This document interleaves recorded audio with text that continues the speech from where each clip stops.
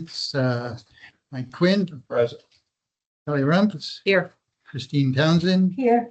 John Taylor, Here. Steve Briggs here. Okay. Let's stand for the pledges. Please. I pledge allegiance To the flag of the United States of America and to the republic for which it stands, one nation, under God, indivisible, with liberty and justice for all.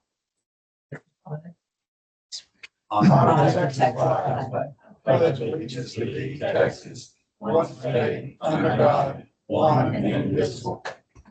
Thank you all. Thank you. Do we have any comments from the public? No? Any requests or adjustments, Jeannie? Okay, thank you. Oh, there it is. Okay. Thank you. Okay, moving to the consent agenda. Are there any comments with respect to items 5 through 9? Anyone? Comment on 8. First question. Okay. I'll do that one first in the minutes. Or are you good? Yeah, no, we can do that. Okay. So I don't think there were any comments Oh, on the okay. minutes. Nobody commented. So on 8, on the tax collector's report, Jeannie. Yes. There was a page included in the packet that was the MCAD budget, Proposed budget. proposed budget, but it's not on our agenda, so is it coming up in the future? We're supposed to read that budget and then vote on Sounds it? in like the Google future? Drive. It should. Yeah, no, I got it. But I didn't, Yeah. it's not on, my problem is it's not on the agenda, so I didn't know what we're to do with it. We just let you know that we have it, and if you want to read it and see what it is, that the bottom line is it's a 5.5% increase, 5.51% increase. And it's going to be for their financial software that they're getting and new appraisers, 18 appraisers Correct. spread out. Right, no, I saw the comments from the city of Conroe that did not like the budget. My question for us was, we have an interest as well. Will we be voting that interest at the next meeting? Will that be an agenda item for us to vote? Not I mean, you don't, We have we have a share of that. they don't really vote. I mean, they can Each, approve, disapprove it. My understanding from this- To them. let's take a look, if we can, let's look at their presentation. I think it's in the very back here. We are on page, going to my notes. Sorry about the last paper day. On the page 59. What are we looking at? I would go with this budget from MCAD. Oh, okay. We are listed on page 59, 59, yeah. and we have that interest to vote. Because they need 50% of the participants to pass their budget. Right, So We have not typically voted, Yeah. but if that's something the board would like to do, so we can place on a future agenda. it will we be in time to place it on the It's- future it agenda? would, well, at this point, it would just be y'all and the county. And it's 50% of the, tax Okay, authority. I'd like to put it on the agenda for next meeting, if that even fits, because the city of Conroe did not like the budget. They did not approve it. They asked the MCAD to come back. So, Was that the county commissioner? oh, excuse me, County thank you commissioner. very much. It was a county That's commissioner, Yeah. correct. They have a fair percentage. And I don't know what the school district's done or what, or the township. But I'm a little concerned that it was rejected due to the large number of increase in staffing. In fact, apparently, they've not done a very good job of tracking properties, well, according to one of the commissioners. So I'd like to review it with us, as have a chance to vote on it, express to MCAD what we think of their budget if they don't revise it. Yeah, they seemed to be opposed or took exception to the fact that they proposed a merit increase of 3.5%, as I recall, as well as a increase to their staffing. And the county commissioner said no to the merit increase if the staffing is required, but they tell them to go back and do it over again and bring it back, from what I recall. So let's put it on the agenda, if we could, please, Mr. President. Okay. Thank you. I have a question. On page 19, the investment report of our package.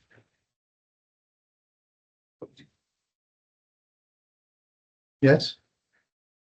Could you just walk walk us through what we're looking at here? I think I know, but I want to make sure that I'm thinking correctly. Page 19 shows the investment balances in the three pools, technical, textile, and Texas class, where your funds are held and the earnings for the quarter, April through June. The book value at the end of June. The bottom half of the page are the pledged securities held by JP Morgan Chase and Wood Forest Bank. Couple of questions, and maybe I'm missing it. You mentioned the earnings. Interest, it's in the interest column. the Okay, column so, from the okay, right. so that's. Thank you. And then on the pledged securities, we have book value, for the sake of argument, a little over $20 million between the two. Are those interest bearing? Those are not the district's funds. Those are pledged collateral managed by the banks because public funds must be collateralized. The deposits must be collateralized above and beyond the DIC insurance. Okay, I think I understand. Thank you. As long as we're spending a few minutes on these items, Jeannie, I wonder if you, for the benefit of our new directors, and with respect to page 20, the column for the taxes unpaid, maybe you could just explain to them briefly what the process is by which you try to track down those unpaid taxes and for delinquencies. Oh, okay. What we do is the bills go out in October. Those are your original bills. February 1 starts penalty and interest. Also, February 1, we turn over, or in April, we turn over the business personal property accounts only to the delinquent tax attorneys. In between that time, we call businesses or, we go out there if we need to try and collect this money. Okay, or maybe they didn't get the bill. Do we have the wrong address? Just trying to figure out where the delay is. And then also we send out real property delinquent notices. Now the attorney fees are not attached until July. So in between February and July on the real property, we call homeowners, continue to call the businesses to try and collect the money. If they are, they just can't get in or can't get to the post office or whatever, I'll go out there and pick up the payment. If they say, I need a little bit of help, I don't have a problem paying it. And I said, okay, then I'll come out and pick it up for you, and, but that's the process we go through. We print out all of our delinquent notices and we try and find the email addresses, phone numbers, any way of contacting these people. We even do door hangers for them to contact us. Just, is there a problem? Can we do payment arrangements? We're more than willing to work with you, Stay in contact with me and we will set something up to make it easy for you, and that's the process that we go through. And for the new directors, for me, I'm impressed with that last column where it says percentage collected. Yeah. Yeah. That to me is Yeah. outstanding. I'm looking As I at that. told you before, thank you. You're welcome. We work from February until we just have exhausted every effort, to try and get it. That is for about $11,000 that we haven't seen yet. Not that. Good work, Gene. Very good. Thank Thanks, you. thanks, Jeannie. I appreciate that. Okay, so do I have a motion with respect to the consent agenda? I make a motion, we approve the consent agenda. Second. All in favor? Yes, absolutely. Okay, moving to the regular agenda, the Woodlands. John, you're going to give us a recap of the trustees report, please? Yeah, the trustees had a meeting last week and most interesting thing for us was the budget that the audit committee reported on. The budget was amended a bit from what we saw last time, which I'm sure we'll hear in our meeting. But just so your information is, the audit committee thought they did an excellent job. They recommended that the trustees tell their much that we agreed to approve the budget. However, it's still up to you to decide whether the MUD 67 approves it or not. So the second informational item out of the trustee committee meeting was that they formed an ad hoc water loss committee, which I'm the chair of. And Mr. Briggs is going to participate in that as well as Joseph Figueroa from MUD 46 and Lauren Norton from MUD 47. And we'll be reporting back to the MUDs and the trustee meeting as we progress. But that hasn't kicked off yet. That's all, Steve. Okay, thank you. Okay, moving on to item 11, the, oh, Sorry. Sure. I have a question on page 23. Okay. It's the second paragraph. I think we should probably have the same stuff highlighted. Yeah. Could you just walk us through how we got, why we got from 100 to 200,000 and then from 200,000 to 450,000? I just want to make sure I appreciate the numbers. I appreciate that. However, I think we're going to have a budget presentation Yeah. and the experts here. As opposed to me translating, we'll get it directly from the person who knows the best, Thank you. if that's okay. That works for me.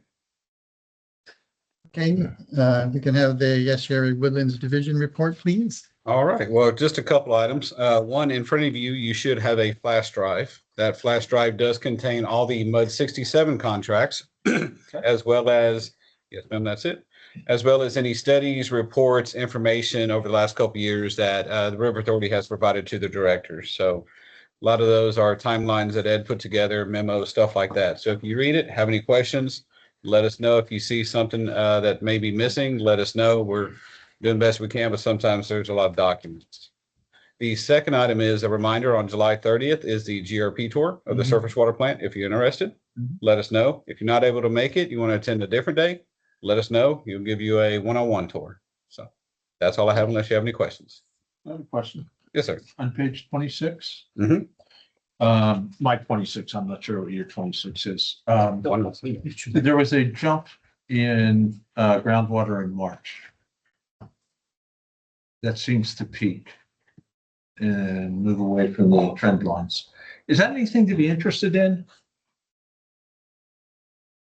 Yeah, I was usually not. I was trying to see if there was something that occurred. You see at the top of that where they went inverted. Yeah. So what we try to do is the 50-50 blend, next year, the 45% blend ratio, we try to reach that every month, but it's not always possible due to rainfall. So Okay. it's an annual average.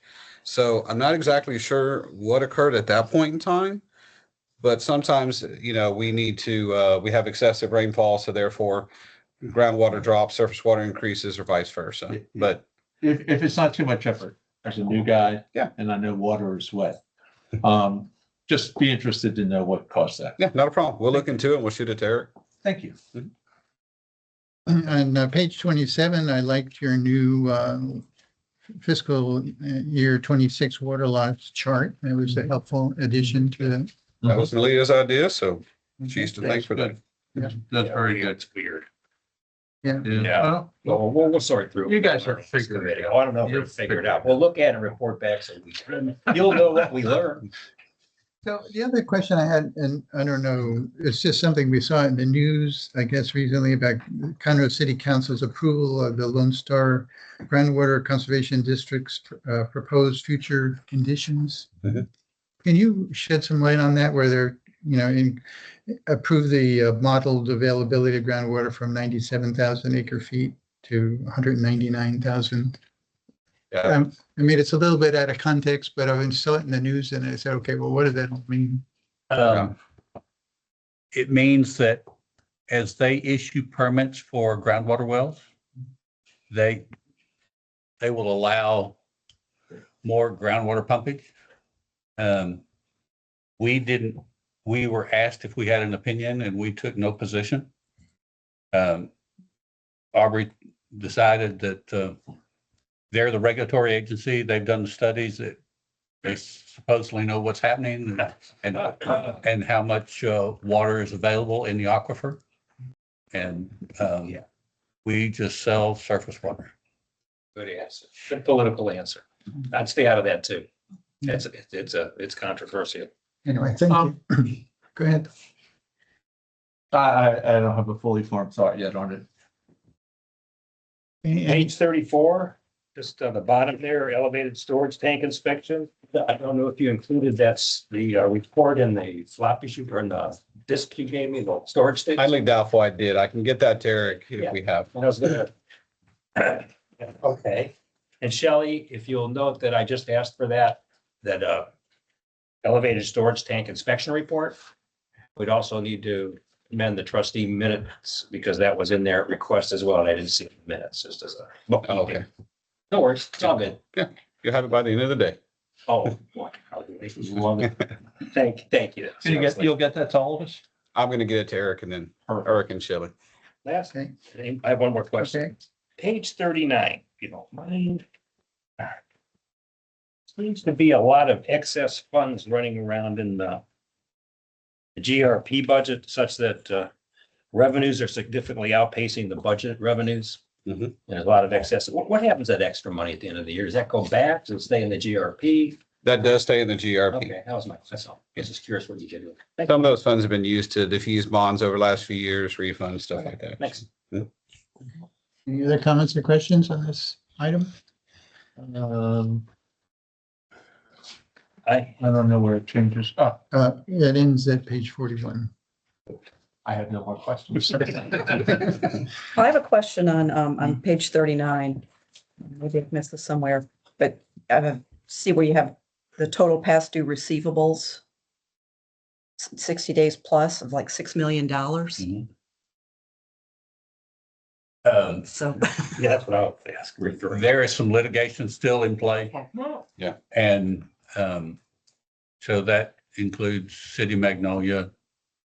Did Splendora, Splendor is there, because they're on payment. yeah. And then Quadvest. there is still some, in our settlement with Quadvest a couple of years ago, we mutually agreed that they would get current with what they owed based on water usage. But we still had to resolve the question about attorney's fees, interest and penalties. And that won't get resolved until litigation is resolved. do you think this will be recoverable mostly? I'm going to give a very diplomatic answer. I think it's a 50-50. Oh, yikes. 50% of that goes to the lawyers. Yeah. No, they've already got theirs. Litigators. Yeah, Not other kind of. not general counsels, litigators have gotten there.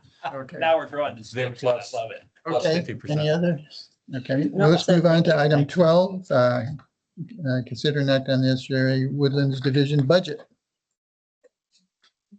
Good afternoon. I'm sorry. No, please. I saw your hand up first. It'll go back. My name's Haley Wahan. I'm with the accounting department at SGRA. By no means an expert, but I am here to talk about the budget. So in front of y'all, you have what we did change from the audit committee earlier this month from what we presented in June. Everything highlighted, it's on page 42. I'm sorry, I should have said that. 42 in your packet. Everything in yellow is what changed from June to July. So to answer your question about the 200,000 in interest income and the 450,000 in interest income, I'm gonna walk through the changes and that'll go to that. Thank you. So in here, you'll see that our interest income did increase to 200,000. That was one of the questions if we were being too conservative on interest income. And so we took it back and we looked at taking Jamie's credit because Jamie did a lot of the legwork on that. But we did look at several different scenarios of our cash balances, what would happen to interest, and kind of did a high and a low to see what's the range of the different risks that we're looking at. Okay. So when we did that, we came back to the audit committee saying that we were comfortable with a $200,000 increase in interest income. So that 100,000 basically moved to our R&R transfer. So our R&R transfer went from, this is where it gets a little, follow me on this. You're good. So the 6.25 million that we had originally budgeted for the R&R transfer, we moved that back down to 6 million. But then that $100,000 that we increased interest income went to the R&R transfer. So we landed at 6.1 million to do the R&R transfer for FY27. And the reason for that is when you flip over to the R&R budget, it's about 6 pages in, you'll see the interest income goes up to 450,000 there. That's a $250,000 increase, which offset that transfer requirement. But that I'm only, sorry, what page am I on that? it'll be about page 48. 48. It's 6 on our, page 6 on our numbers. 6 on your numbers. is 47. 47. That's all right. That's fine. So on the, you'll see there, the about 6.1 million that you'll see the, transfer in from our operating fund. So the 450,000, offset that $250,000 R&R transfer. So that helps us for FY 27, but it's one of the things that we talked about where it could be a risk for future years. Because our project plan, that Aaron presented in May, we were looking at increasing the funding for that by 250,000 over the next several years. So that could make our FY 28, where we need the 6.5 million. We now have to increase from 6.1 million to 6.5 instead of going from 6.25 to 6.5. Lots of words and numbers in there, but those were some of the risks and stuff that we talked through with the audit committee where we could change our interest income and we could take away the rate increase that we had proposed. But those are some of the things that we were also looking at on the horizon for future budgets. If I might, on your 6 hour 47 interest income. And I appreciate what you've told us. We have a budget of 200 in current fiscal year. And in the next fiscal year, it goes up by 125%. We go from 200 to 450, if I'm reading that correctly. But on a percentage basis, that's huge. And that is predominantly because we didn't budget for interest income until a few years ago. That was something that was just a methodology by SRA that we did not budget for that. And then over the past few years, we've been putting in conservative, very conservative budgets in interest income. And so that is why there is an increase there that we've gone up more this year based on the conversations and the analysis we did with the audit committee. And if I might, and if it's not in your bailiwick, please let me know. So we hadn't been doing this, we collectively hadn't been looking at interest income or budgeting interest income. Nevertheless, we still got it. Yes. Where'd it go? Oh, good question. So depending on which fund we're talking about, there's Yeah. a different answer. So let's start with the operating fund. So our operating fund is what we looked at first, Okay. which is page 1 through 5, my page numbers. Yeah. 42, 46. Yeah. So in the operating fund, if we collect more interest income than we budgeted for, or if we earn, better word, that goes to excess. So the excess funds that we bring in March and we come and say that we made more money than we had budgeted for, that interest income is in that excess number. Hang on, I'm looking for the excess number. It's not jumping right in. Excess, so current year excess would be on page 1, where you see the 6 million. Your page 1. Yeah. Yes, Got it. page Yeah. number, I'm sorry. I'm sorry. You're good. You're good. I'm Careful about that. No, you're Just trying not to waste y'all's. Okay. No, it's not. I don't want to waste your So time. this other, operating And revenue, revenue, okay. this 6 million there was the current excess that we brought in March. Oh, okay. Or I can't. Yeah, it did Yes. come back. So you'll Okay. see it as a reduction in Yeah. our revenue because we returned that. Thank you. That, That's where the excess interest income for operating goes. Now, on the flip side, and this is to John Taylor's comment about our R&R, if we make more money in the interest in our R&R fund, that stays in the R&R fund and it goes to fund projects, so it's used. So that's why John was mentioning, can we offset the transfer required, the increase in our transfer required if we increase interest income? And so we can do that to a certain point after a few years. It's not okay.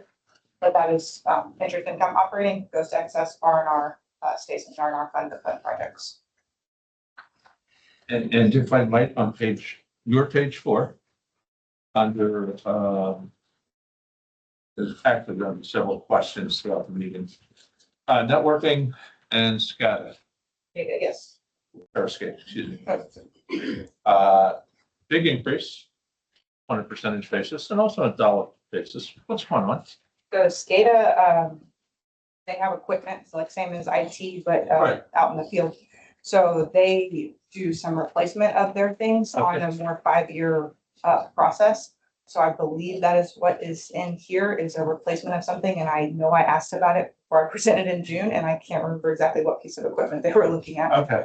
But it's it's not one piece of equipment. I believe it was several units at multiple facilities. Okay. It, at some point in the fullness of time, if we could just understand what that is. Yeah. Just a brief description. It'll be in the 10-year. I'm pleased new guy. Yeah. All right, one more question, and I think I'm done with my questions. Page 3, R44. We spend a lot of money on land. Is that, landline telephone service? Yes. Is that- No. Help me. Yes, so there's two contracts for that budget year. And this was a clerical error that happened last year. Basically, IT thought SCADA was budgeting for it, and SCADA thought IT was budgeting for it, so it got dropped from the budget, so we're adding it back this year. Because it didn't go anywhere and we still owed it, so. Okay. It's just a little clean. Okay.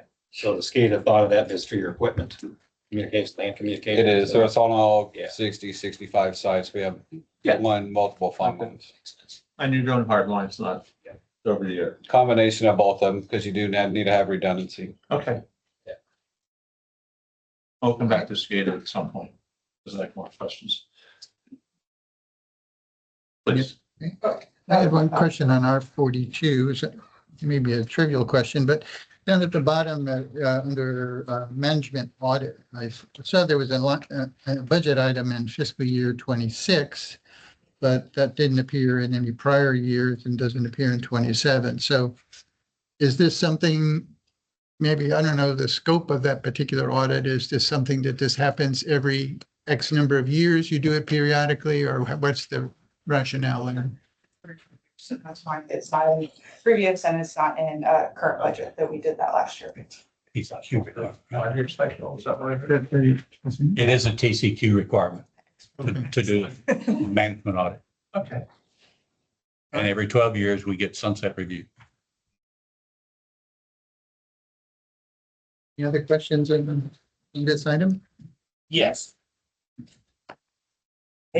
Our page 57, I don't know which page it is of yours. It's about the dam. I just want to make, We'll talk about the dam in a minute. okay, but it's in the budget, right? Just as a note, that's all this is on the very bottom right of page 57, it says estimated project spend of 1.32. Correct. And then the other page, it says 1.37, It should be, well, page 59. on 57, that's the R&R fund, and that 1.32 Oh, it comes out of Is- two different sources. is Bear Branch Dam only. And the other page has Bear Branch Dam plus the volumetric study. And that comes out of the other. additional study, Yes, yeah. thank you. Okay. It's fine. That was a question on the budget. And here it is, another fund of extra. Jamie is the Bear Branch expert. She'll look it up. for us. Some pass on. Oh, my goodness. Thank you. Thanks, Ed. The funds don't intertwine. Understood. Yeah. Thank you. They got brick walls between them. Perfect. Any other questions on the Woodlands Division budget? No? No, I'm gonna make, Mike? oh, sorry. I thought I was gonna ask. I just going back to networking comm and more broadly, who sets standards for our SCADA and IT infrastructure security as utility? Who sets the standard? IT sets standards for, well, they identify standards and they get the general manager's blessing. So like if we have a process of turning servers over every 3 years, I'm thinking more of a security as opposed to it. Yes. Follow CISA mostly. I'm sorry. EPA, CISA, stuff like that. Yeah. Oh, what's the other one? Help me out on CISA. I have no idea what it stands for. CISA is what it's An called. honest man. I mean, honestly, I see it all the time. EPA notifications on vulnerabilities and stuff. That's who it comes from. Central Intelligence, something. I don't want to get bogged down here, but if you would over there, Shelley, I would like to understand who independently sets the standards for our SCADA and IT infrastructure security. Mhm. When was the last time we had an independent audit? it was recent, within the last 2 years. Fair enough. And I'd like to copy that report. I'm sorry, we can't. We cannot. Homeland Security. No, I understand. And I'm going to think through that. But I'd like some assurance, however it comes out, that an independent body is looking at how we are configured and how we protect our infrastructure. Correct. Somebody who's not one of us, somebody who gets paid somewhere else. I would imagine if we have a report, there's at least a summary that's releasable. I will check. I appreciate that.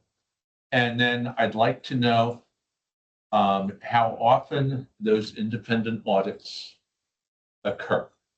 I can check on that also. And I recognize the security issues, and we'll have to think through that perhaps with the advice of counsel. But Well, and to give you an idea, when we brief our board, sure. we go into executive session to talk very high level. And We don't get into the nitty gritty. I understand. And I don't care about ohms and resistors and stuff like that, but maybe we go into an executive session just to give us a degree of confidence and information behind that. So who sets the standards? When was the last time we had an audit? And whatever information is releasable to us on the audit, either in open session or executive session. And then how often do we audit Mhm. and who does it? Okay. Thank you. Good stuff. So I think you attended the mud orientation. Yes. Connie Curtis, the lady that's Director of Operational Technical. I remember her. She oversees, as senior manager, she oversees SCADA and IT. Right. So let me visit with her and see Again, I'm just thinking of an independent look and somebody who checks the checkers. Yes. Thank you. Any other questions on Woodlands Division budget? Okay, let's move on to item 13. I'm gonna compliment again the SDRA for looking deeper into being a little more, less conservative on the budget and helping us with the interest rates. And the bottom line, the most important, a lot of conversation, bottom line, our water and our wastewater rates from SDRA to us are not gonna go up this year. They're staying flat, which in this environment is pretty impressive. So thank you to all the hard work and the budgeting work that got us there. And that's in lieu of me, or and in anticipation of me making a recommendation that we approve this budget.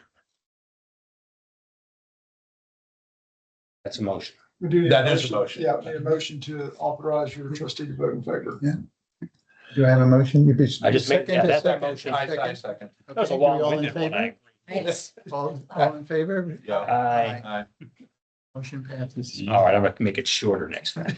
You said in the anticipation of a motion. Well, all that, I said all that blabbering. Oh, Okay, got it.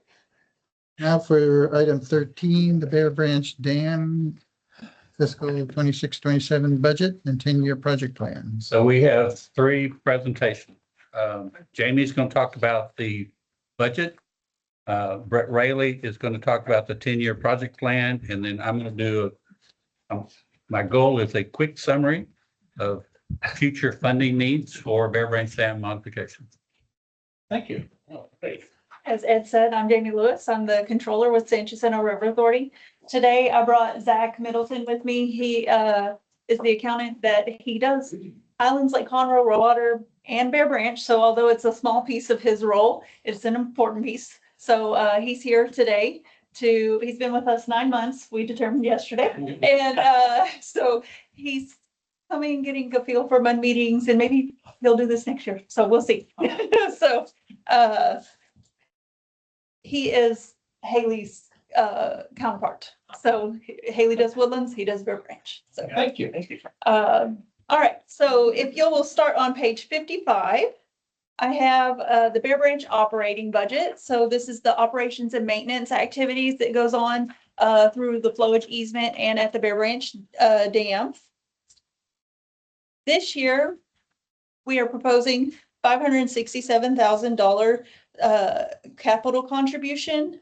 And how that's derived, I'll kind of step through how we got there. So we do have $15,000 included in interest income in the Bear Branch Operating Fund. Our salaries and most of our expenses have not changed greatly over last year. So if you'll compare fiscal year 26 to 27, not a lot has changed overall. I would like to point out under engineering, the $60,000 budget, a portion of that is $50,000 for the volumetric study that they're going to talk about in the project plan. So that's one of the funding sources for projects. Yes, sir. I'm sorry, on the salaries, wages and benefits, how many FTEs are we talking? I would have to look that up. I will pull that up and I'll have you an answer here in another few minutes. Okay. The purchase contracted services are no change over this past year. Supplies, materials, utilities, a very small increase. Equipment rentals, no, anticipating no change. Maintenance, repairs and parts. We do have an increase in channel desilting and desnagging. There's a $25,000 increase from the fiscal year 26 budget to the fiscal year 27 budget. And that is mainly driven because the Lake Conroe staff has gone out, done survey and identified inlet structures where there's siltation, and they're going in and cleaning all those out. And this is funds to help finish out that effort. I saw some positive looks. Just to clarify, when there's neighborhoods and they have street drains, street inlets, and those ultimately drain out to the drainage system, sometimes there's not positive drainage from the street to the flowage way. Yeah. So periodically we look at those. and clear them. But I guess my confusion or not understanding was whether it's below the dam or above the dam. Could be both. Okay. The next two lines, dam maintenance and spillway, we are trying to consolidate that same, it's the same budget. We're just trying to consolidate across the River Authority to use dam maintenance. So historically it was budgeted under spillway. We're moving it to dam maintenance. So if you might see a little bit of it off a little bit there, but that's why. And real quickly, because of what we're trying to do is standardize. We have 3 dams. We have the Lake Conroe one, we have Bear Branch, and then we have a dam in the Highlands system. Right. Overall, the main change, so if you'll go on to page 56, and what's driving the increased contribution for this year is that last year we started the year with $310,000 in the bank to basically pre-fund last year's activities. This year, we're only anticipating having $46,000. And that's the main driver for the increase in contribution for the O&M side of things. All right. If y'all have do y'all have any questions on O&M before I go to repair and replacement? Oh, let me point out one thing, because this is very important. Y'all's portion of that is $97,629. So that $567,000 is shared amongst the 5 units. Okay. Under repair and replacement fund, SRA is proposing a $1.5 million contribution to the dam replacement project. We are anticipating a reimbursement of $858,000 from the U.S. Army Corps of Engineers. And that is off of the spend of $1,320,000. So if we spend $1,320,000, we expect to get $858,000 back from the Army Corps. 57. It should say Bear Branch Repair and Replacement Fund at the top. And it does. Okay. Yeah. We're anticipating carrying forward $1,115,000. That does take into consideration an estimate of project spend from when we did the budget in March through the end of August. If we don't spend that much, we have more to transfer over. However, it doesn't impact the bottom line of the overall project. That leaves us with carrying forward $2,153,000 into fiscal year 28 to prepare us for paying for the remainder of that project. And then if y'all don't have any questions, I can hand it over to Brett and he'll go through the project plan. And that might answer some more questions about the dam project you have going on. Thank you very much. All righty. Good evening, Brett Rayleigh, Asteria's Raw Water Enterprise Manager. I work for Ed, and that Raw Water Enterprise includes Lake Conroe, Bear Branch, and our Highlands Division. So all three of the dams that Ed mentioned. On page 58, I believe, of your packet, you've got a full 10-year project plan, a summary sheet, and then all the individual project fees. But we're going to talk to another handout that you should have that looks like this. And we're going to have, and it'll also be presented on the screens.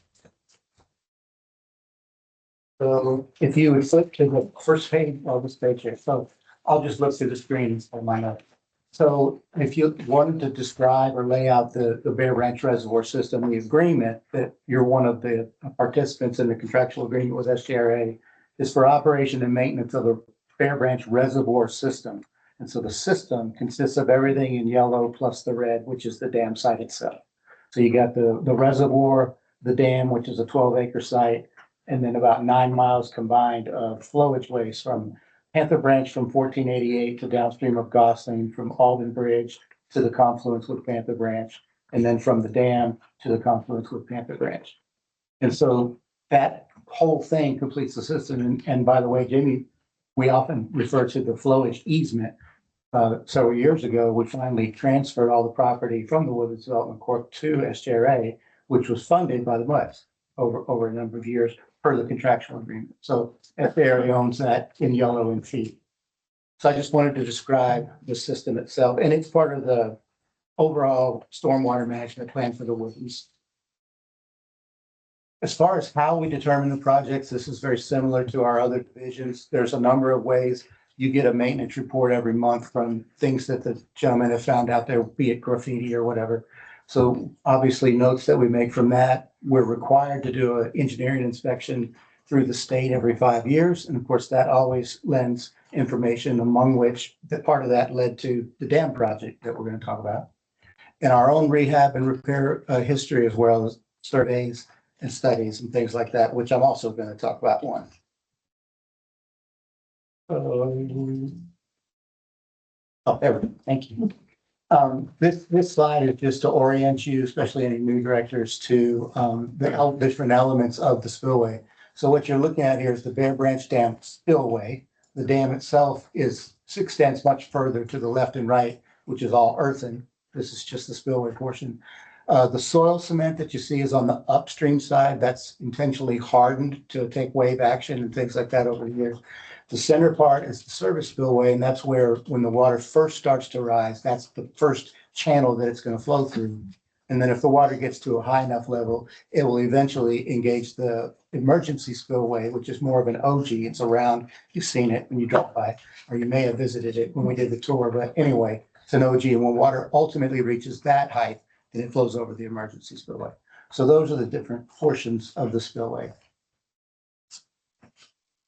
We had two, I talked about studies, and sometimes studies lead to projects.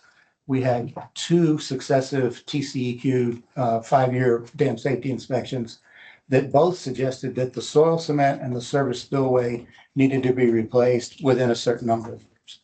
And so we hired a consulting engineer, Schnabel Engineering, to do a preliminary engineering report for us on what that would entail. What would a conceptual replacement of those look like? And they did that for us. They presented the results of that at an all-mud meeting. The interesting part about that was they came back and they said, here's what you could do for that, but you need to do more than just that. You need to do the entire spillway. And they did a supplemental technical memorandum that explained 13 pages that explained their engineering justification for that, presented that to the MUDs as well. So we have engaged them in a supplemental engineering report that is to look at the conceptual idea of how they would replace the entire thing. And so that's where we are right now. We are engaged in the supplemental engineering process with them, and we expect some results soon. And sometime this summer, maybe we'll have another all-mud meeting, and we'll have that same consultant in, and we'll share all the preliminary results with you. If you would, on the next page, this is just these are the numbers that were presented. They're on Google Drive. And by the way, we're going to also, for Bear Branch, make you your own individual drives, and we'll put a lot of this information on it. But this is what was presented at the all mud meeting. This was for the original scope, which was the soil cement and the service spillway. So at that time, again, remember, these estimates are very conceptual, so they're you can't hold yourself to them. But anyway, at that time, it was a $14 million project. And you can see that it's partially federal funds and local funds. And if you switch to the next page, you'll see that part of the federal funding all of the federal funding will be funneled through the U.S. Army Corps of Engineers. The first allotment was $3.6 million, which we've already received. You've already seen, Jamie mentioned $96,000, I think, that's been attributed or been reimbursed from the Corps this year. Remember, on both those sets of funds, the Corps of Engineers takes a percentage off the top, like around no more than 10% for administrative services. The $5 million through Representative Crenshaw's office was approved through Congress, but we've not yet engaged the Army Corps of Engineers or signed the dotted line on the project partnership agreement. So we're looking at a total of 8.6. Minus the administrative. Yeah. Yes. And then, of course, the remaining funds via local contributions, and it's going to delve into that. If you would turn 2 pages ahead. And this is just a project update on the project. And really, it's kind of reiterating what I said. As you know, we did a preliminary engineering study that was based on some inspections that we had done. Our engineer came in and gave an update on their findings, which expanded the scope to include the entire spillway. Based on their recommendations, we've engaged them in a supplemental preliminary engineering report, and we are in the middle of doing that right now and expect some preliminary results anytime, perhaps as soon as this week. On your, on the bottom line there, the verify the proposed spillway location, is that an offset from where it currently is? Ed is going to address that when he talks to you about some of the funding options. Okay. And then finally, if we jump back again, sorry for all the back and forth, we messed up a little bit on it. If you look at, I skipped a page. Well, let's just go to the 10-year plan. For the 10-year plan, for the 10-year period, I'll go back to the volumetric study. For the 10-year plan, you can see, you mentioned, John, you mentioned the 1.3 and that's where you see the 1.37. Again, 50,000 of the projects are charged to our O&M budget. The rest of it is charged to the R&R budget. So you can see that all that money in FY27 is either engineering for this project or the volumetric study. Okay. And then the following years, primarily 28 and 29, are just funding the project, funding the dam modification project. As far as the volumetric study, if you don't know, this is something that on most reservoirs in Texas is done every decade, once a decade. And it's done through the Water Development Board typically. And we've done it on Lake Conroe since I've been there for 19 years. We've done it a couple of times. And there's been several directors over the years that have inquired about the level of siltation in Bear Branch and whether that has any effect on, any property damage or anything like that. And so we want to answer the question, or at least get some data to help answer the question. So we are suggesting to you in this budget that we have the Water Development Board do a volumetric and sedimentation study. How are you gonna do that? You have a little boat drive around and sonar or? Yes. Seriously? Yes, Yeah, sir. I think that's. So you didn't mention it's the first time we've ever done it here. Yes. And then but you're gonna have a siltation rate report. So are you basing that on the as-built volumetrics? You've already had this conversation, have you? We've had the question asked, yes. Oh, okay. Go ahead, So I found. make it brief. I'll try to.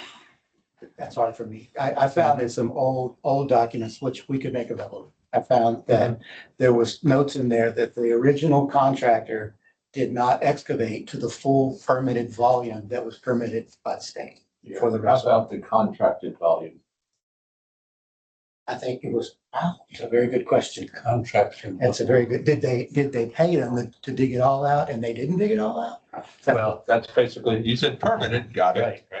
What were they paying to do and did they? Here's the interesting part. The developer had this contract. we'll have to check to see if we have the bid, the contract documents with the bid tabulation. That's true. Yeah, and just We may not know. as a reminder, the dam was constructed in 1983 and we did not become involved until 1999. No, I understand. I understand. Just, But Best we can tell from what was permitted versus what was identified as done, it's about a third of what was allowed. so perhaps we can look at the difference between what was constructed and what is, but we'll also have a baseline going forward.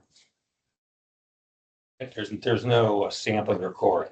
There is. There is Part of coring. it, yes. Oh, in addition to just shooting it, you're gonna. Yeah, that's why There you it's go. volumetric and sedimentation. They, okay, yeah, so you see what you got. That's a fun study. Yeah.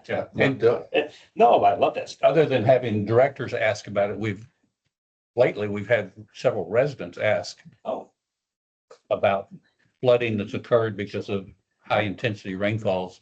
And will that make a difference in the amount of water that's stored? And the answer is no. good study. And one of the pages said Kirkendall Bridge. I'm assuming this all goes under the, Kirkendall stays open. Nothing bad happens. Right. and Ed's got some comments on Kirkendall as well. Any other questions? Oh, man. What a great It's getting transition. bigger. The FTEs. Yes, Yeah. ma'am. So FTEs allocated is 1.117 FTEs, and it's made up of a little bit of management time, accounting, technical services, which remember is not only for the dam project, but also the drainage improvement project. Sure. And then a little time from our purchasing department. Sure. Public relations, budget management, But basically 1.117. like. Got it. And then, I did look up CISA for you. That is the Cybersecurity and Infrastructure Security Agency, which is a component of the U.S. Department of Homeland Security. And then Haley has an answer for you on the CISA. You guys are good. Hey, I told you that. I did, I'm just trying to. If there's no more questions. No, thank you very much. Did ask Randy about this in May, so I had the answer. I Okay. didn't have it in my mind. Randy's our SCADA manager. Sure. So the very technical, the ProSoft gateways, one at $900, switch upgrades at 6 elevated storage tanks for 30,000. So 6. for Okay, that's a 30,000. big chunk.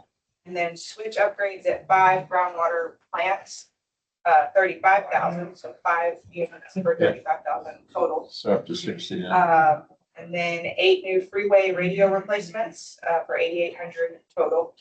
And then 18% of we do some allocations, so some of this stuff is shared by the River Authority, so 18% of a core switch replacement, Thank which you. was $1,800. Thank you very much. I appreciate that. Can't believe you didn't know that, just like that. Yeah. Do you have model numbers on that? Randy probably does have that. He is very detail oriented. So I'm going to be talking from the 11 by 17 sheet of paper. And this is solely on Bear Branch Dam. So at the top left of the page, I have an estimated schedule of project moving forward. So as it's been mentioned, we have a supplemental PER that is about finished. We had the consultant do a little more hydraulic analysis because in their supplemental PER, they looked at placement of the dam, new dam, a little bit left of center line, a little bit right of center line, and then center line. And our concern is on the little bit left of center, a little bit right of center line, that is I'm looking upstream or downstream? looking downstream. Oh, okay. Good point. Looking downstream, right of center line, that's appears to be going directly to the Kirkendall Bridge embankment, south embankment. Mhm. And so we don't want to wash out the bridge. We don't want to own the bridge. We don't want to have to rebuild the bridge. Or the roadway. Same concern is if on the dam is on the north side of centerline. So that kind of plays into the numbers that are down at the bottom, and I'll go into that in a minute. Okay. But we should have we should have the reports all in this week, where we'll have a couple of weeks to look at them with the goal of trying to schedule an all mud meeting late August, September, early September to have the consultant come in, walk everybody through what's been done, what our recommendations going forward, and then we'll spend next 2 months talking with the MUDs about that, and with the goal of trying to get a decision by the November MUD meetings as to which plan is the best option for not only us for implementation, but for the MUDs. Some of that's going to deal with cost effectiveness, risk, and all those other neat things, with the goal of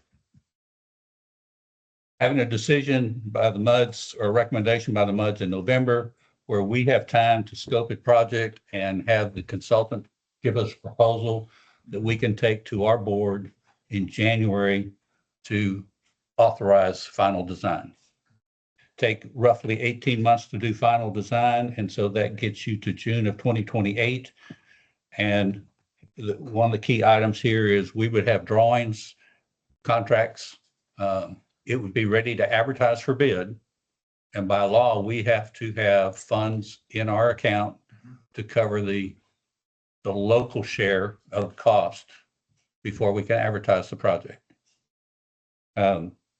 We would anticipate receiving bids, evaluating them, coming to our board September 28 with a recommendation of award of a contractor. And then it'd probably take him roughly 2 months to get his shop drawings together and muster up and move on site, roughly 2 years to construct.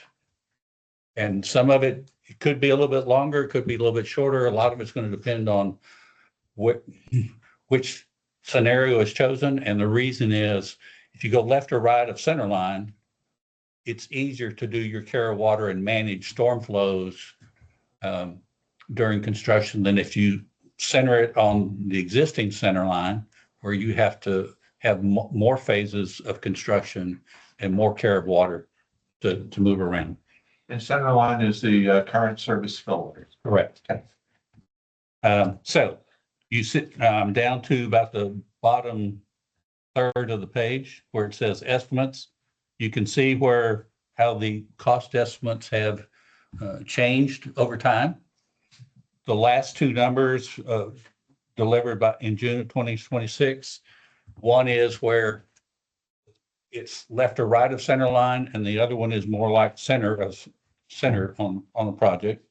So you can see there's a pretty good gap, 10.6 million or either left or right of center line, and approximately 15.7 if it's centered on the project.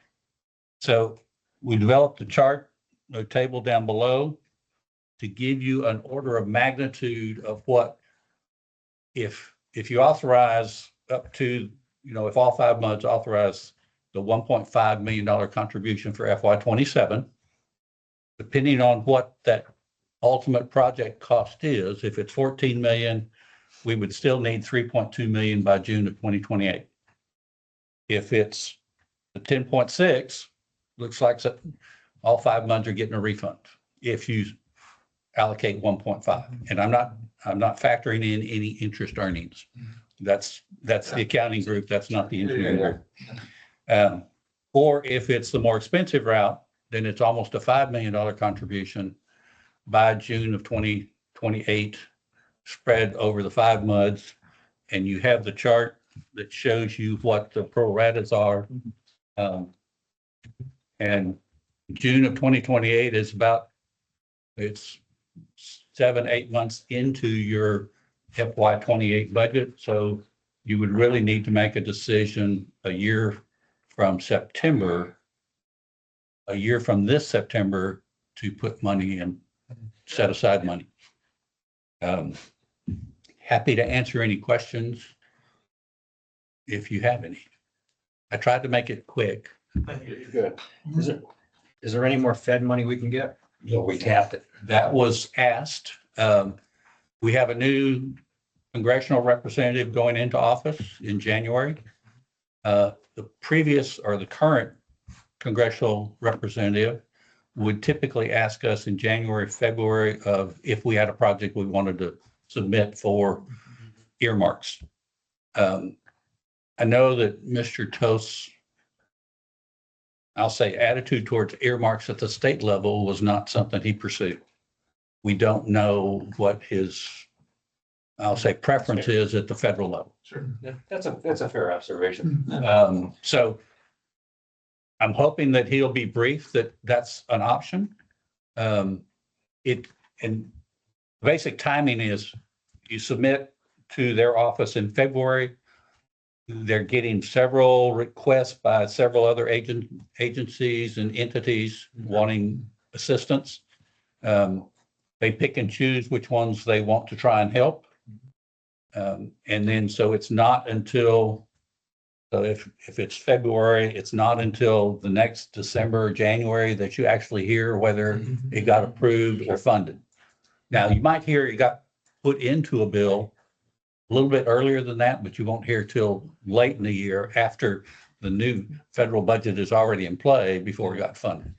Who makes that request to the congressman's office? We have been making them in the past. And so we've had these two Bear Branch Dam requests. We've had a lift station 24 that was federal participation because that one flooded during Harvey and we needed money to raise it. We're also chasing at least one project, maybe two out of the Highlands for part of our raw water system and doing siphons over there.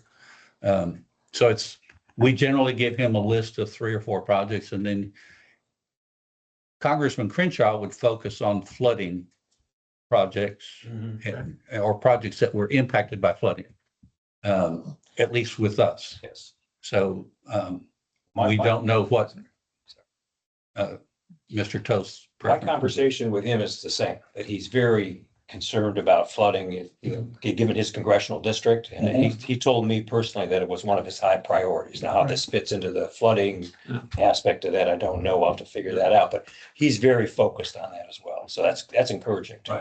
And keep in mind, and I don't know that this will have any impact on it, we're pursuing on your all's behalf the Bear Panther Alden Branch project and trying to get the feasibility funded and possibly the bigger project funded.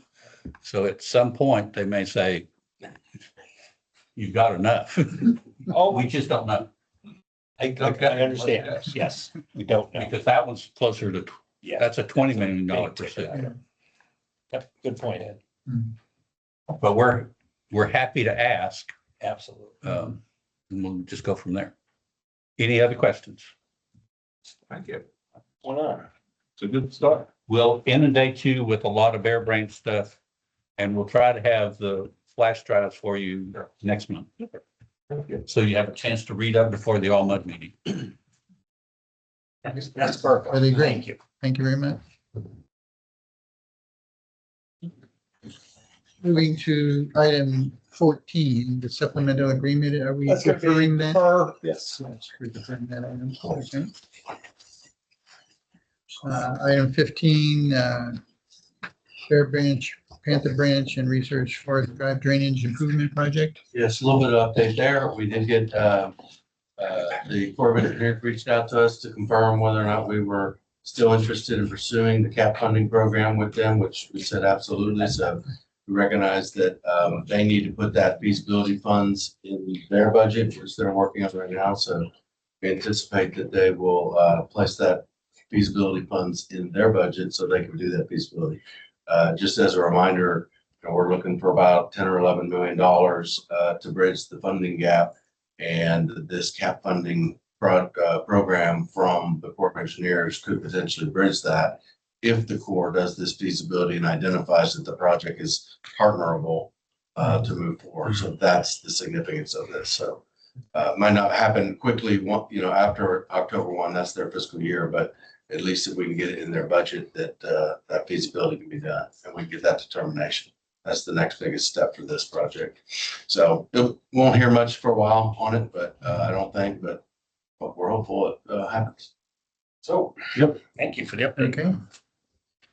Moving on to the next item, consider an act on pay application number 7 for the retail wastewater collection system rehabilitation year 2. Yes, this is the sanitary sewer rehabilitation project that's been going on. This is year 2 of 3, and this project is coming to a close.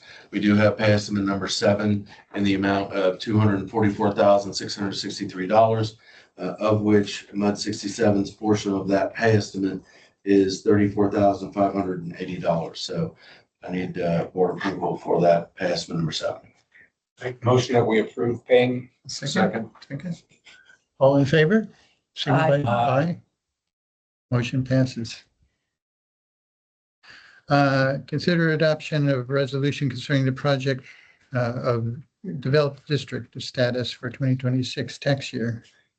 Yep, so this is the annual exercise that the board determines whether it's a developed or developing district as we go into tax season. I think for the new directors, I know we kind of went through this last year with both of y'all. Every year. Yeah, but I mean, the first time to kind of unpack it. So Absolutely. basically, the legislature's made a mess out of this process. So historically, districts were subject to an 8%.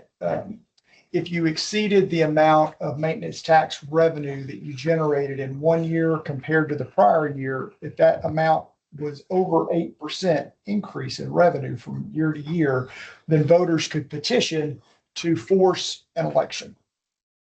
Okay, so that's been the law. That had been the law for a long time. An election to do what? To roll back the tax Okay, rate to where the district generated less than that. Basically break even. Correct, because you got the no new revenue rate. Yeah. That whole deal. So a couple sessions ago, the legislature passed Senate Bill 2, which was, there had been a lot of, and it still is, frankly, a lot of consternation over increases in appraised values and property taxes and what have you. And so the way the legislature went about addressing that, part of the way they went about addressing that was to put a cap on, you've got limits on increases in appraised value from year to year if you're a resident homestead, all that. But they took another approach as well to try to limit increases in property taxes by reducing the amount that a taxing entity, including a district, could increase its revenue year to year without being subject to an automatic election. And it changed for most entities that rate down to 3.5%. For districts, special purpose districts, MUDs that are typically involved in high growth areas because initially they're financing vehicles. So of course you're going to be generating more than 3.5% in those high growth areas. They came up with kind of a dual path solution. So if you were a very rapidly developing district, you would still be subject to that 8% rate, and the rollback election would only occur if a certain number of voters petitioned to force an election. It wasn't an automatic election. Yeah. If you were what they called a developed district, they created this new construct of what a developed district versus a developing district is, that if you have infrastructure in place to serve 95% or more of your projected ultimate development, then you are subject to that 3.5% reduced rate. Now, this is all a lot of,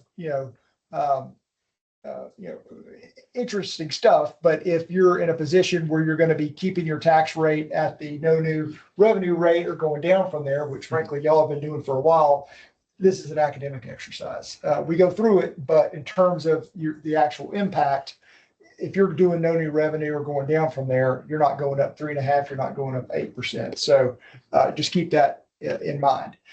Right now, Woodlands Water has been going through a process and is still going through a process of updating the projected future uses of undeveloped tracts. So Eric and Kim have been going through a pretty tedious process, I would say, to identify first the updated projected land uses from what was the sixth and final accounting that was done with the River Authority several years back now, probably about what, 10 or so years, just about now. 2017. Yeah, so about 10 years. Updating that based on the most current information from the developer. Again, you're trying to guess what you think undeveloped property is going to develop as, and the density can change, the use can change depending on the market. So it's a little bit of this involved, but Woodlands Water's been going through that exercise first as to wastewater treatment plant one's service area, because you're trying to figure out, well, how big does that thing need to be if we're talking about rehabbing in place? So that was the most pressing. And so that's been done. A lot of districts, though, aren't served by one wastewater treatment plant. You're served by two, including this one. So the next effort is to go through and update the land uses for the second wastewater treatment plant. So at this point, we don't really have complete information. So we've got better, information for, phase or plant one, but not for the other plant. So really at this point, what we've done for all of our districts historically is punt this responsibility to the engineer and say, engineer, give us the projected number of ultimate connections. What's 95% of that? Is the infrastructure in place to serve that? Now, you're going to have information gaps there. One, you're not sure exactly what your number of connections are because you don't have the other wastewater treatment plant.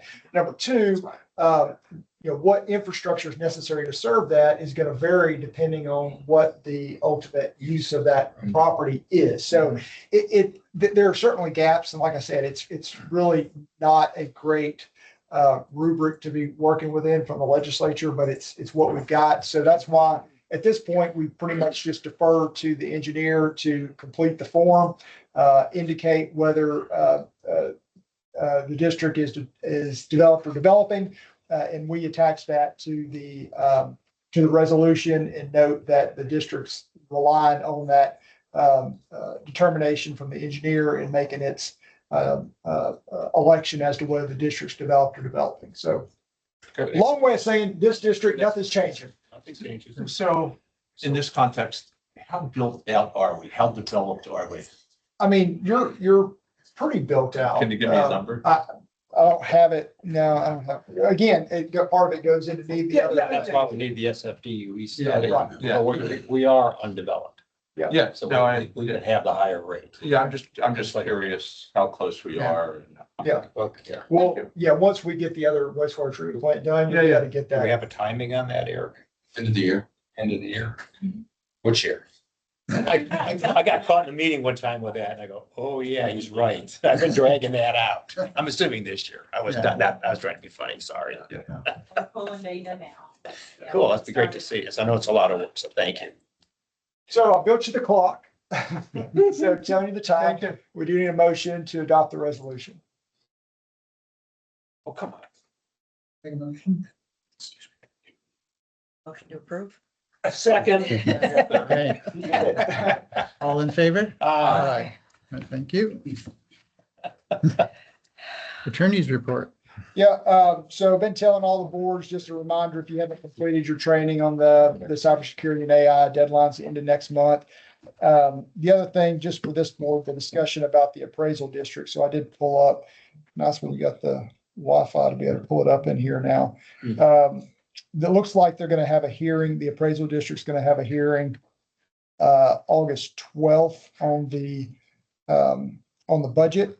So, and then they adopt it then, and then the statute under 606 of the tax code provides that if an entity wants to oppose the budget, you've got 30 days from when it's adopted to do that. So August 12th will be right before your August meeting. So we can put something on the agenda, see what they ultimately adopt, and then y'all can decide if you want to, object. If you don't object, it's one of those, it's approved unless the threshold is passed to reject it. So Correct. We can put it on there, y'all can discuss. I don't know if the other MUDs are interested in that, Tommy. I don't know what conversations you've had with them. I can't have that conversation. Yeah, we can stick it on all of them and they can talk about it. I'm assuming they all got the budget. Okay. Yeah. No, I have. It's out on the Google Drive. I'll leave that out. I'll leave that out to the Yeah. powers that can do that. That's all I have. I have one thing for you quickly. I was watching some of the Mud number one meeting, Yes. and they had an interesting concept that was raised with you. And it was a request that possibly have a permanent agenda item that you call director's comments. Yeah. Did you do any more thinking about that? Can you give us a little sense of what you think? So I think so to kind of flesh out what John's talking about, one of the directors asked about, I can't remember exactly what the term was, but essentially a catch-all provision to be able to bring up stuff that wasn't separately on the agenda item. And Eric and I, had some, this was kind of off the cuff, but had some concern about the concept because of the Open Meetings Act and how you have to have a published agenda. That's the whole point of a published agenda, et cetera. Right. But there is at least one, I think it's MUD. Is it 39 that has that? Or is it, Comments or director comments. okay.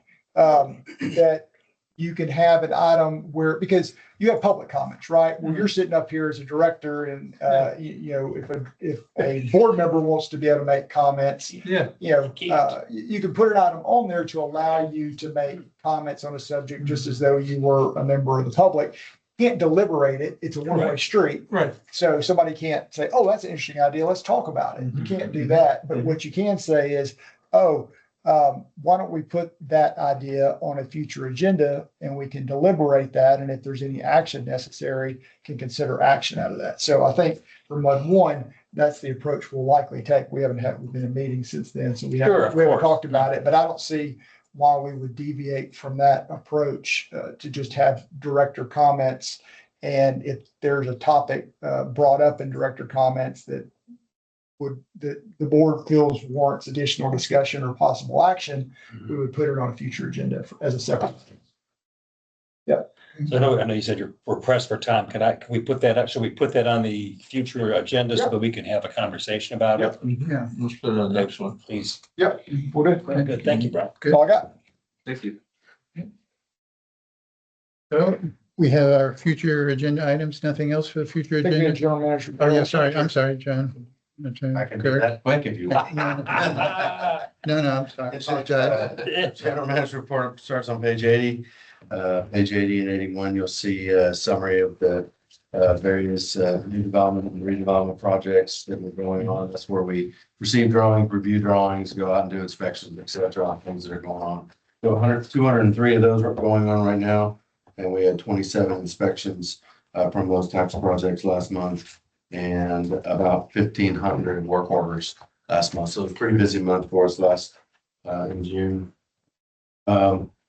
On the next couple pages, you'll see quite a bit of pictures of some drainage work that's been going on. There is some pictures from MUD 67 on some piping that has been removed and replaced. So a lot of ditch work continues every month on that. On page 85 in the middle, you'll see pictures, a couple different pictures. One is the new chipper that did come in for our ditch crew, and that was on the budget for this year. And they're excited to have that piece of equipment to assist in their work. Also, 14 of us attended a 30-hour OSHA General Industries training a couple weeks ago. You put that right after the chipper. Hey, I would have asked otherwise. Yes, so that was very beneficial for our staff from a safety perspective. Let's see. Also on page 88, you can see a number of anniversaries for employees. We always like to add or include those in for your perspective. We have Romero's been here 43 years. Mary's been here 26 years, and we have a handful of folks that have been here quite a bit. Great staff. Congratulations. And experienced, A obviously. lot of experience. We have had some turnover over the last couple of years with retiring folks that had those same numbers. So we're kind of staff has been changing over the last couple of years. Did want to remind you that next month we will be bringing the MUD draft budgets to you for consideration. And and then that's in August, and then September will be expect approval or look for approval for that for our fiscal year October 1. I wanted to point out that as a result of this spreadsheet that you just saw from Ed's presentation, those two line items that are contemplated for 67, you'll see as a line item in your MUD budget next when we present it. It's always been a line item for, O&M, but we'll have the 97 and the 257 on that sheet. You'll see that in your budget next month, just so you can see how that plays into the overall budget. Okay, good. Paying the bills. That's right. Yeah. And if you've got any questions, happy to. One quick one, page 82, top of the page. You don't even have to look, you'll know this, the CFA task order study. You mentioned regions 1, 2, and 3. Are those the wastewater treatment facility regions? Okay, I just didn't really, never been all on that, but now you do. Thank you. And on 89, the rate study, when is that expected to be? We should have some information in here soon. We'll hopefully get it so we can look at that as part of the budget. Okay, great.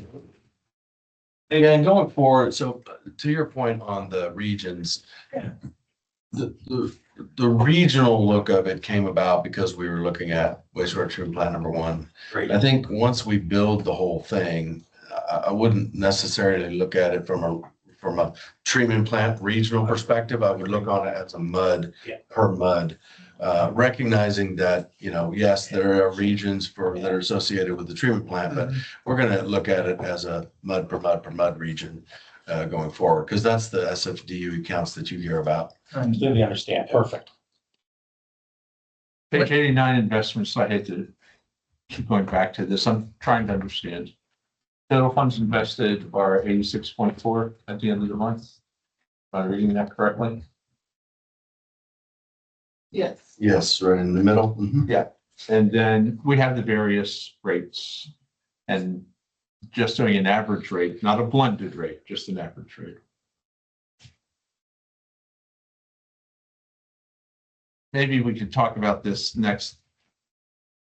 It doesn't make sense to me because I'm ignorant, but I'd like to learn a little bit more about 86.4 million invested at a blended rate, or excuse me, an average rate of, for the sake of argument, 3.6.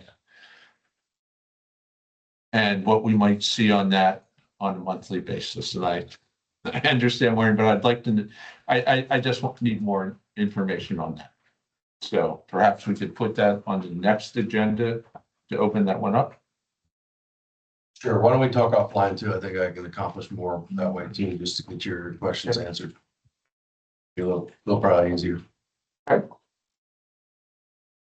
Just a minor observation on 93, I was noticing the number of disconnects in May and June were a little unusually high versus history. I didn't know if that was just one of those things or. Well, when I asked in May, we looked at we saw the April was 0. So they said, oh, it's 2 months, but it still looks high, doesn't it? Yes.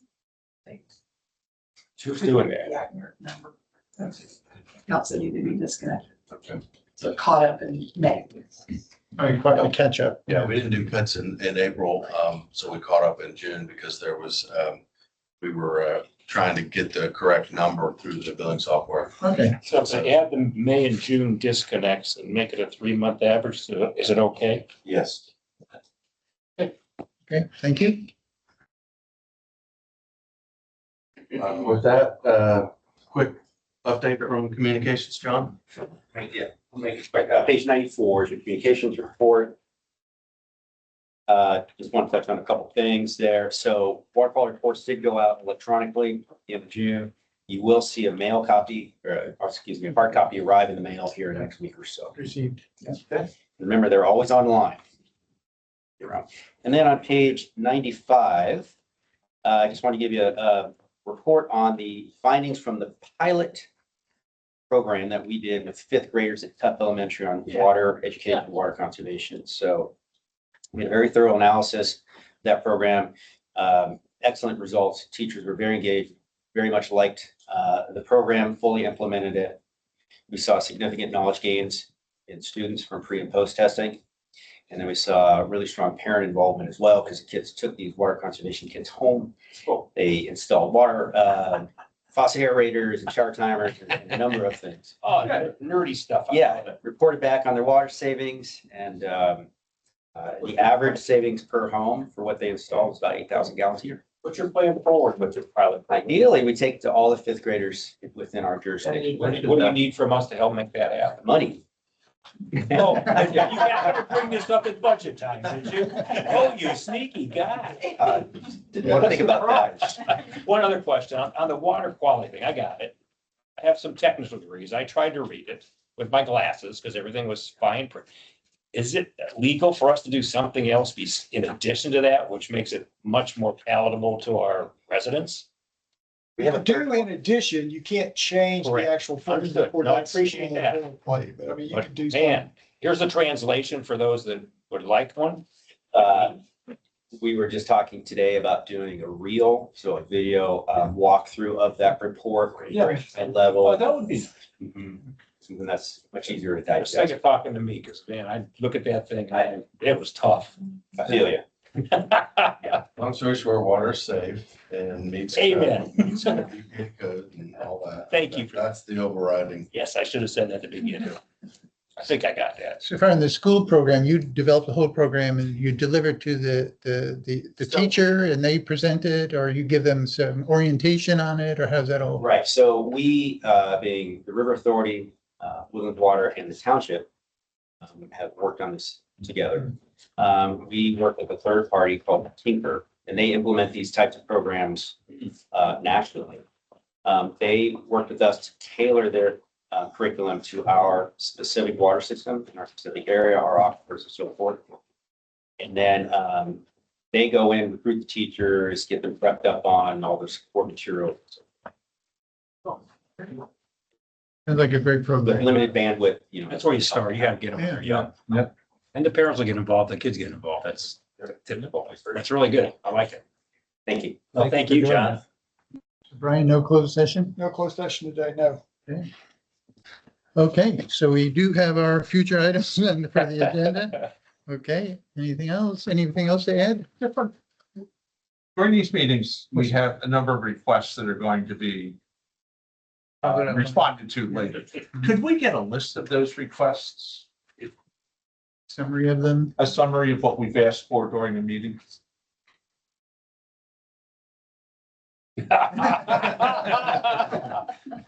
Well, there goes the FTEs for his. And just would I'll add a like, couple more into the budget. To cover Put it on that. his account. yeah, Person. just would like to know, track what we're asking in the responses. Thank you. Anything else for anyone? There's a vulture outside. Oh, that's not. Okay. The meeting is adjourned.